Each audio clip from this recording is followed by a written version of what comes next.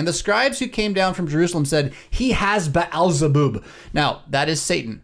All right. Now, understand there's a lot of different ways to describe the prince of darkness. And particularly in various times and places, he's got different names. He's the master of 1,000 shadows and all this. So Beelzebub literally means the prince of flies, king of the dung heap.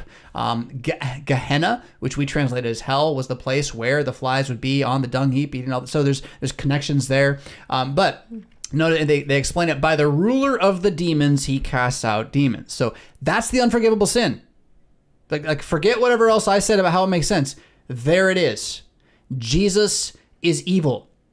That's the unforgivable sin. And so Jesus calls them to himself. He says in parables, how can Satan cast out Satan? So he just talks about how stupid it is to think that he's there as Satan destroying his own empire. Like that would be silly. If Satan's risen up against himself, he cannot stand, but has an end. No one can enter a strong man's house and plunder his goods unless he first binds the strong man. So that's what he's like. This is what I'm doing, is I'm in the strong man's house, Satan's world that he stole from me.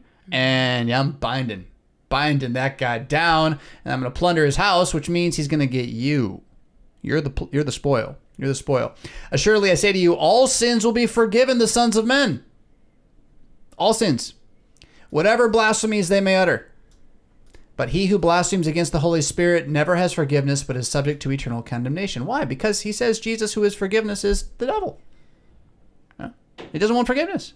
So what is really going on here is a setup for a major premise of Christianity, which is that if you believe in Jesus, you're saved. And if you don't believe in Jesus, you're not saved. And it's not a good work you do, but it's the difference between the sheep and the goats. And it's just the way that it is. He is the way, the truth, and the life. Whoever confesses with the mouth that Jesus is Lord, believes in the heart, they will be saved. And you're like, but that doesn't seem like very much. No, because it's not. It's not a thing you do. It's a thing he did. And the only thing that is not forgiven is when you're like, no, he didn't.